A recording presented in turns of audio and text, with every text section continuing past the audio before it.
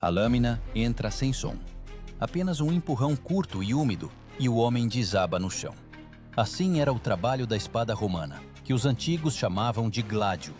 No campo de batalha, ela não brilhava ao sol, como as lâminas dos bárbaros, não cortava, mas perfurava, rápida, precisa e desumana. Políbio escreveu que os romanos venciam não pela força, mas pela disciplina e pelo frio do aço. Mas por que esta espada curta, aparentemente simples, causava um terror de pânico nos inimigos? Os guerreiros que a possuíam eram chamados de legionários, soldados profissionais, cujos corpos e mentes eram temperados em treinamentos diários. Sua lâmina, com cerca de 60 centímetros de comprimento, pesava menos de 1 quilo, mas transformava-se numa extensão do braço. Esta técnica tinha um nome próprio: Gladius hispaniensis, a espada espanhola, aplicada pela primeira vez após as guerras púnicas, quando os romanos a emprestaram das tribos ibéricas. A partir deste momento, o gládio tornou-se não apenas uma arma, mas um símbolo do poder de Roma. Imagine a cena: calor, poeira, a densidade da formação. Os legionários estão ombro a ombro, seus enormes escudos estão interligados, e através das frestas estreitas eles desferem golpes, como uma máquina de costura de carne e ferro. Cada passo, aperfeiçoado, cada expiração, no ritmo da marcha. Nesta mecânica não há nem raiva nem medo, apenas cálculo frio, uma tática onde as emoções são substituídas pelo automatismo. Tal formação era chamada de manípulo, uma unidade de combate de 200 soldados, agindo como um só corpo. Comandava um centurião, um guerreiro experiente que havia passado por dezenas de campanhas. Era o centurião que ensinava ao recruta que um golpe cortante é um erro. Ele abre o corpo, enquanto um golpe de estocada encerra a luta. No exército romano, a técnica de perfurar era considerada uma arte, porque exigia uma mente fria e não fúria. Lívio escreveu que após a Batalha de Canas, onde mais de 70.000 romanos morreram, foi o gládio que se tornou um símbolo do renascimento da disciplina. O império entendeu: apenas a precisão e o sistema podem vencer o caos. Arqueólogos encontram lâminas nas quais estão gravados os nomes dos proprietários e marcas de batalhas, como se cada espada tivesse seu próprio destino. Esta lâmina não era apenas ferro, ela tornou-se o nervo de Roma, curto, afiado e implacável. Seu aço silenciava, mas falava por uma civilização inteira.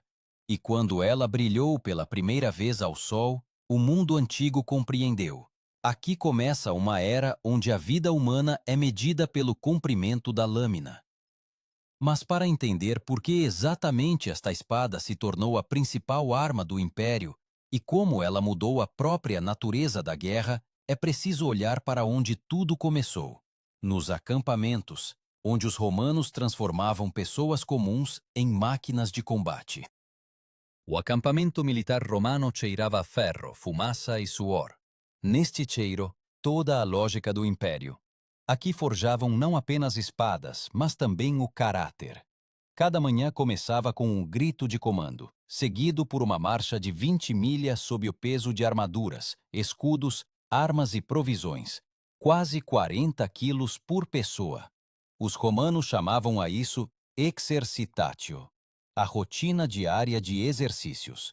Políbio observava: a disciplina do legionário começava com o cansaço, porque só o cansaço torna o combatente verdadeiro. Os guerreiros treinavam com espadas de madeira, que eram 2 vezes mais pesadas que os gládios verdadeiros. O seu objetivo não era cortar o inimigo, mas golpear com mais precisão. E é aqui que surge o termo que definia tudo: disciplina. Não é apenas disciplina, mas uma ordem sagrada, onde cada movimento está subordinado ao ritmo. Em Roma, a disciplina não era um método, mas uma fé. Pela infração, o chicote, a desgraça, o exílio. Pela impecabilidade, respeito e o direito de estar na primeira linha. Imagine: centenas de corpos movem-se em sincronia, levantando poeira, como a respiração de um ser vivo. Passo, inspiração. Golpe, expiração. Os seus corpos cobertos de suor, mas os olhos secos e frios.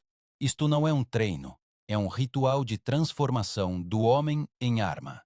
O centurião caminha ao longo da formação observando em silêncio cada movimento. O seu bastão, o vitis, um golpe leve nas costas para os preguiçosos, um golpe pesado para aqueles que temem. Ele não é mau, ele é um instrumento de disciplina. Cada legionário era obrigado a saber o seu lugar na formação. As primeiras filas, os hastati, os mais jovens e rápidos. Atrás deles, os príncipes, guerreiros de meia idade e experiência. E por último estavam os triari, veteranos, cujos cabelos grisalhos se vislumbravam por baixo dos capacetes. Quando se dizia a coisa chegou aos triari, isso significava a situação era desesperadora. Uma tática, onde a idade e a experiência distribuíam o próprio destino do exército. Os legionários alimentavam-se de forma simples: pão, queijo, carne seca e vinho, diluído em água. Mas nestas rações secas escondia-se uma logística genial. Cada unidade tinha o seu mulho, uma carroça com um suprimento de grãos e sal para 2 semanas. Foi precisamente esta organização que permitiu a Roma combater a centenas de milhas de distância, onde outros exércitos morriam de fome antes que pelas espadas. O acampamento era construído segundo um único esquema, independentemente do terreno. Linhas retas, fossos, paliçadas, cada tenda tinha um lugar exato, nem um passo para o lado. Esta ordem era chamada de castra, uma cidade de campanha, que podia ser erguida em poucas horas. Do alto parecia uma geometria ideal desenhada no chão. E cada vez que os inimigos viam como os romanos erguiam a ordem do caos, eles compreendiam. A batalha já estava perdida. Os armeiros forjavam os gladios segundo medidas rigorosas. Uma lâmina de 2 pés de comprimento de 2 gumes, com uma ponta estreita. O peso, cerca de 700 gramas. O centro de gravidade deslocado para o punho, para que o golpe fosse mais preciso. Descobertas arqueológicas em Pompeia mostram que mesmo séculos depois, este padrão quase não mudou. A espada não era um objeto de orgulho, mas uma ferramenta, tal como uma pá ou um capacete. E, no entanto, era ela quem definia quem tu eras. O legionário dormia com ela, comia ao lado dela, limpava após cada marcha. Se a lâmina enferrujava, desgraça. Se brilhava, respeito. Os oficiais diziam, a espada é a extensão do teu coração. Mas nesta simplicidade escondía-se uma ideologia. A espada não é uma ornamentação, nem um símbolo de riqueza. Ela é a prova de que és parte de uma máquina que não tem direito à fraqueza. Tácito escreveu que os romanos venciam antes de tudo nas mentes. Quando os inimigos se deparavam pela primeira vez com a legião, viam uma formação onde até a respiração era igual. Isso assustava mais do que os próprios golpes, porque o inimigo compreendia. Aqui não há heróis, aqui não há individualidade. Aqui há um sistema, e neste sistema a espada era a chave, fria, curta e precisa. Mas a sua força revelava-se não no treino, mas no combate real, onde o sangue se misturava com a poeira. Ali, onde cada golpe decidia não só o destino do guerreiro, mas também o destino de um império inteiro. O combate não começava com um grito, mas com o silêncio. Um silêncio pesado e pegajoso antes da tempestade. Quando os guerreiros estão sob o sol escaldante, o suor inunda os olhos, e algures ao longe se ouve o bater dos tambores dos inimigos. Depois, a bandeira é erguida, e a formação começa a mover-se. Ao sinal do centurião, os legionários aproximam-se, os escudos unem-se numa parede, e a máquina romana entra em ação. Os primeiros passos são sempre os mais assustadores, mas para o legionário, o medo é também parte da disciplina, controlada com a mesma precisão que o movimento da lâmina. Quando os gritos dos bárbaros ressoam à frente, a legião não responde. O silêncio também é uma arma. Políbio escreveu que os romanos entravam em combate tão calmamente como se fossem para o trabalho. Isto não é uma metáfora. Cada soldado sabia a sua tarefa, cada escudo protegia o vizinho. Tal formação era chamada de testudo, tartaruga. Os escudos uniam-se sobre as cabeças, formando uma cúpula contínua. Contra flechas e pedras, quase invulnerável. Mas a verdadeira força não estava nos escudos, mas na capacidade de agir como um só corpo. A poeira levanta-se em parede. À distância de alguns passos, os legionários esticam as espadas. O gládio é curto e por isso conveniente na proximidade. Um passo à frente, um golpe sob as costelas. O segundo, para trás, para não ser atingido por um contra-ataque. Isto não é um combate, mas um mecanismo. Os romanos não brandiam as lâminas, eles as enfiavam precisamente nos pontos vulneráveis. A força não está no balanço, mas no instante do contacto. Nesse momento entrava em ação a tática chamada pilum, uma pesada lança de arremesso que os legionários lançavam antes do confronto. O pilum não apenas feria, sua longa haste de ferro dobrava após o impacto, encravando-se no escudo do inimigo e tornando-o inútil. Assim, os romanos transformavam o caos inicial da batalha em vantagem. Após o arremesso, a formação se fechava novamente e o trabalho dos gládios começava. O som da batalha não é como o que mostram nos filmes. Não é o tilintar do aço, mas golpes surdos, arquejos, gritos curtos. As espadas não brilham, estão cobertas de sangue e poeira. Quando os legionários avançavam, a terra sob os pés tornava-se pegajosa, escorregadia. Tácito escreveu que após as batalhas, os escudos tinham de ser limpos do sangue seco com facas. Mas para os próprios guerreiros, isso não era horror, mas rotina. A batalha, uma continuação do treino de formação. Arqueólogos encontraram perto do lago Trasimeno pontas de pila deformadas, como se tivessem sido derretidas. São vestígios dessa mesma tática. Cada arremesso, a negação da defesa ao inimigo. Aníbal, que pela primeira vez se deparou com o sistema de combate romano, chamou os legionários de açougueiros silenciosos. Ele compreendia. No seu frio estava a sua força. Quando a formação se chocava com o inimigo, o centurião dava ordem não com a voz, mas com um gesto.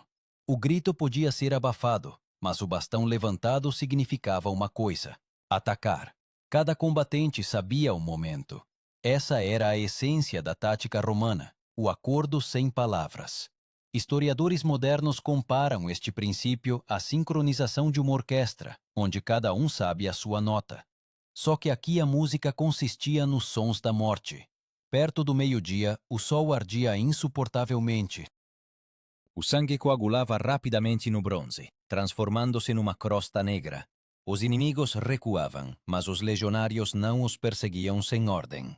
O exército romano nunca perdia a forma, mesmo na vitória. A vitória sem ordem era considerada uma derrota. Livio observava que foi precisamente graças a esta contenção que os romanos podiam lutar durante horas sem perder a formação. No meio da batalha, os centuriões moviam-se para as fileiras traseiras, onde podiam avaliar a linha de frente geral. Se a formação vacilasse, soava a tuba, uma trombeta de bronze que sinalizava o reforço da linha. Esse som atravessava o estrondo e os gritos como a própria chamada de Roma. A tuba, o fôlego do exército, o seu ritmo. Ouvi-la significava viver.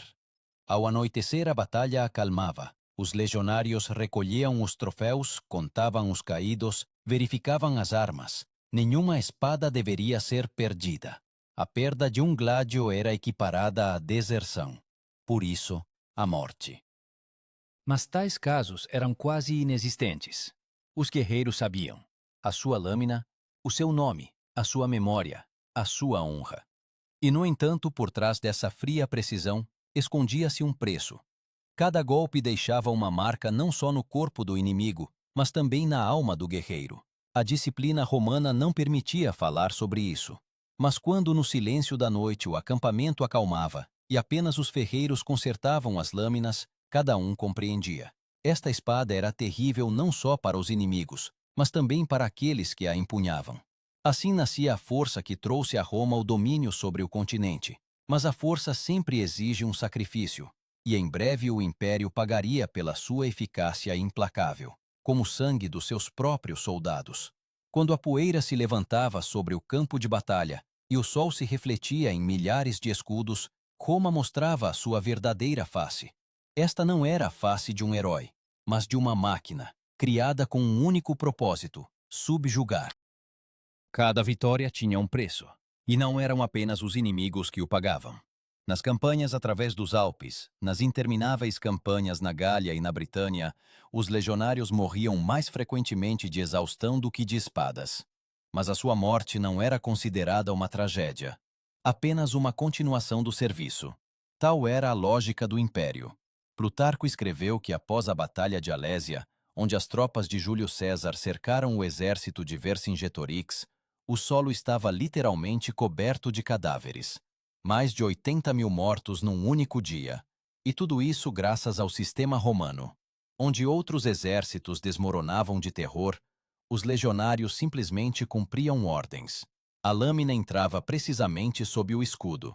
Um golpe, no abdômen, um passo para trás, uma nova estocada. O mesmo ritmo. Centenas de vezes. Esta era a aritmética da morte, onde o gládio era o instrumento de cálculo. A descrição científica deste processo é dada pelo historiador contemporâneo Goldsworthy. A espada romana foi criada para o combate corpo a corpo, onde o espaço é limitado e o tempo é medido em frações de segundo. Nessas condições, o que importa não é a força, mas o controlo. É por isso que os legionários treinavam constantemente para manter a distância, meio passo, não mais. Este princípio era chamado intervalum. Entre cada guerreiro, espaço para manobra, mas não para o medo. Imagine a linha de frente, onde milhares de pessoas se movem com precisão matemática. A poeira mistura-se com os gritos. O ferro canta como um coro. E nesta sinfonia, cada legionário sabe: a sua vida é uma fração de segundo entre o golpe e a resposta. O escudo levanta-se, a lâmina sai, o sangue escorre, mas nenhum para até que a ordem seja dada. Mesmo que um companheiro caia ao lado, a formação não se desfaz.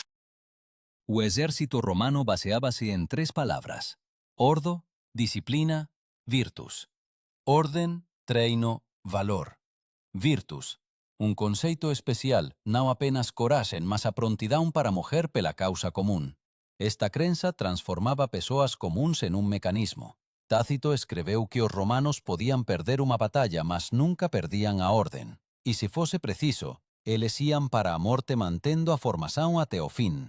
Achados arqueológicos da floresta de Teutoburgo, onde as legiões de Varo foram aniquiladas pelos germânicos no 9º ano da nossa era, mostram. Mesmo no momento da catástrofe, os romanos não fugiram em pânico. Os seus corpos jaciam em filas, como se tivessem morrido sem desunir os escudos. Este episodio tornouse uma lição. O sistema pode ser forte, mas não imortal. En combate, o gladio não era apenas uma arma, ele definia a própria percepção do tempo. Cada golpe dividia a vida em antes e depois. Quando o inimigo caía, o legionário não olhava para o seu rosto. Era proibido. Não por piedade, mas por cálculo. A emoção atrapalhava a ordem. César escreveu que o melhor guerreiro é aquele que não sente nada durante o combate. Para o império, isso era uma virtude. Para o homem, uma perda de humanidade. O sangue que a terra absorvia tornava-se parte da lenda romana. Mas junto com ele nascia também o medo. Os bárbaros começaram a acreditar que a espada romana trazia não apenas a morte, mas uma maldição. Corriam rumores de que as lâminas eram temperadas no sangue de escravos.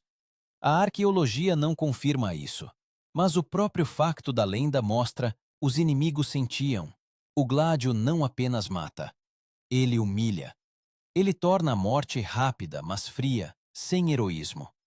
E, no entanto, os romanos acreditavam que era precisamente essa impiedade a fonte da força do império. Os guerreiros escreviam nas suas lâminas curtos motes: o olho de Roma, o juiz silencioso, sirvo até o fim. Cada espada tornava-se não um objeto pessoal, mas estatal. Mesmo no momento da vitória, não pertencia ao homem, apenas a Roma. Após os combates, os legionários limpavam cuidadosamente as armas do sangue. Nos acampamentos existia um procedimento especial, purgatio. As espadas eram esfregadas com vinagre de vinho, secas ao sol e untadas com gordura animal. Esta pureza ritual tinha um significado. Acreditava-se que uma lâmina impura trazia derrota. Mas a um nível profundo, era uma forma de purificar a consciência, de lavar o que não podia ser esquecido. Quando a noite chegava, o acampamento mergulhava num silêncio profundo. Para lá das muralhas, os prisioneiros choravam, o vento agitava os estandartes, e algures longe na forja derretiam aço para novas lâminas. Cada legionário sabia, amanhã tudo se repetiria. O mesmo passo, o mesmo golpe, a mesma poeira. Mas nesta repetibilidade infinita escondia-se a imortalidade do império. Ela vivia não de pessoas, mas do hábito da ordem perfeita. Contudo, a cada século, essa ordem começava a ruir. Onde antes se erguia uma formação de ferro, surgiam dúvidas. Cada vez mais raramente soavam as trombetas, cada vez mais os gritos de motins. E quando a espada, que servira Roma por séculos, se viu nas mãos de estranhos, ela ainda permanecia terrível. Agora, porém, não era mais temível para os inimigos, mas para a própria Roma. Em meados do primeiro século da nossa era, Roma já não tinha iguais. As legiões estendiam-se da Britânia à Síria, do Saara ao Reno. Mas quanto maior se tornava o império, mais difícil era mantê-lo com aço. A espada, outrora símbolo de resiliência, tornou-se um instrumento político. Os imperadores sucediam-se mais rapidamente do que se conseguia forjar uma nova lâmina. E cada vez mais o gládio era empunhado não contra os inimigos, mas contra os seus próprios. Historiadores escreveram que foi precisamente neste período que surgiu um novo tipo de legionário. Não um camponês, mas um profissional, crescido no quartel. A sua vida começava com o juramento e terminava nas areias de terras estrangeiras. Ele não conhecia o lar, apenas o caminho, mas isso o tornava um soldado perfeito. O gládio nas suas mãos não era uma arma, mas uma parte do corpo. Quando tal homem lutava, não pensava em glória. Ele desempenhava uma função. E foi por isso que os inimigos chamavam os romanos de homens sem rosto. O termo que descrevia esta ordem soava como imperium, o poder dado à espada. Não era apenas uma força política, mas um direito sagrado de punir e perdoar. O símbolo deste poder era o lictor com um feixe de varas e um machado, as faces. Mas por trás dele estavam aqueles que criavam o sentido deste símbolo, os legionários com os gládios. O seu aço confirmava a lei melhor do que as palavras dos senadores. Plutarco observou que, após a morte de Augusto, quando o império entrou na era dos assassinatos políticos, a espada tornou-se um argumento nas disputas. Os comandantes lutavam pelo trono, as legiões juravam lealdade a quem pagava melhor, mas os próprios soldados permaneciam leais apenas à arma. Roma mantinha-se não por ideais, mas por lâminas que não conheciam a traição. E, no entanto, era precisamente nisto a sua tragédia. Nas fronteiras do norte, nas terras dos germanos, arqueólogos encontram lâminas com pontas quebradas. Elas parecem ter sido intencionalmente partidas após a batalha. Historiadores supõem, os soldados faziam isso para que a espada não caísse nas mãos dos bárbaros.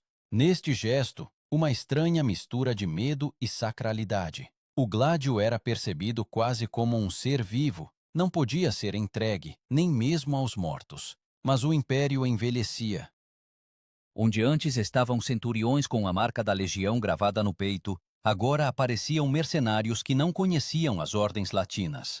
A disciplina, outrora a base do poder romano, tornou-se uma palavra vazia. As legiões dispersavam-se cada vez mais, exigindo terras e ouro. O ordo, a ordem, transformava-se em ruído e poeira. E com ele, perdia-se também o sentido do gládio. Tácito escreveu que no Império Tardio, o soldado tornou-se mais pesadamente armado, mas mais leve de alma. A sua armadura brilhava, mas o coração esmorecia. Ele ainda empunhava a espada, mas não se controlava. E quando Roma entrou na era da crise do século III, a velha lâmina revelou-se demasiado curta para segurar o mundo. A espada, outrora criada para o combate corpo a corpo, revelou-se agora inútil nas guerras civis, onde o inimigo vestia a mesma toga, falava a mesma língua e adorava os mesmos deuses. Cada golpe soava agora como um eco de suicídio. Arqueólogos encontram gládios enterrados nas paredes das casas, como se as pessoas tentassem esconder o símbolo da violência de que estavam cansadas. Mas na história, o ferro é sempre mais forte que o medo. Quando o império se dividiu, a parte oriental, Bizâncio, continuou a usar espadas curtas, mas já com uma filosofia diferente. O gládio cedeu lugar às patas, a longa lâmina dos cavaleiros. Assim terminou a era da espada curta, criada para os passos na densidade da formação. Agora, a guerra tornava-se móvel, caótica, como a própria época. Contudo, a memória do gládio não desapareceu. Mesmo séculos depois, os ferreiros europeus preservavam a sua forma nos seus produtos. A lâmina curta, reta e equilibrada tornou-se o protótipo de muitas espadas medievais. Nos museus da Europa podem ser reconhecidas pela sua característica lâmina em forma de losango, fria, como se criada não por um homem, mas pela lógica da guerra. A espada morreu como arma, mas permaneceu como ideia. Ela lembrava que a força não é o comprimento da lâmina, mas a precisão da mão. E que uma civilização construída na ordem, mais cedo ou mais tarde, se depara com o facto de que a ordem exige sangue. Roma caiu não porque a sua espada embotou, mas porque a mão que a segurava cansou. Mas antes que essa mão soltasse o punho para sempre, o gládio conseguiu fazer o último. Deixar uma marca em cada um que o olhava. Porque esta lâmina curta mudou para sempre a forma como o homem entende a guerra. E mesmo hoje, através de milênios, ele ainda levanta uma questão para a qual não temos resposta. O gládio morreu junto com Roma, mas a sua sombra permaneceu em cada lâmina forjada depois dele. Ele tornou-se um arquétipo, a imagem de uma arma onde a simplicidade significa perfeição. Sem ornamentos, sem centímetros extras, apenas o objetivo: golpear com precisão, sobreviver. Arqueólogos encontram-no em túmulos de soldados, em ruínas de fortalezas, em acampamentos de cerco, e sempre junto aos corpos, como se nem a morte pudesse separar o guerreiro da espada. Historiadores debatem o que é mais assustador: a própria arma ou o sistema que a criou. O gládio era o espelho de Roma, culto, racional e impiedoso. Nele não há heroísmo, apenas função. Mas é precisamente isso que o torna terrível. Ele destrói a ideia da escolha pessoal. Cada legionário, ao cravar a lâmina, não realizava um feito, mas uma ação, prescrita pelo império. Hoje, quando olhamos para estas lâminas enferrujadas nos museus, parece que vemos apenas metal. Mas, na realidade, diante de nós, um aglomerado de vontade humana, transformado em forma. Esta espada não apenas matava corpos, ela moldava uma civilização onde a ordem se tornou mais importante que o homem. Eis a principal questão a que toda a história nos leva. Se Roma caiu não por inimigos externos, mas pelo cansaço dos seus soldados, o que acontecerá conosco quando a nossa própria ordem se tornar demasiado pesada? O gládio lembra: a força sem humanidade transforma-se numa ponta virada para dentro. Ele era curto, mas a sua marca é eterna. E agora, sabendo a que preço a disciplina romana foi forjada, vale a pena perguntar a nós mesmos: seríamos capazes de erguer esta espada e permanecer humanos?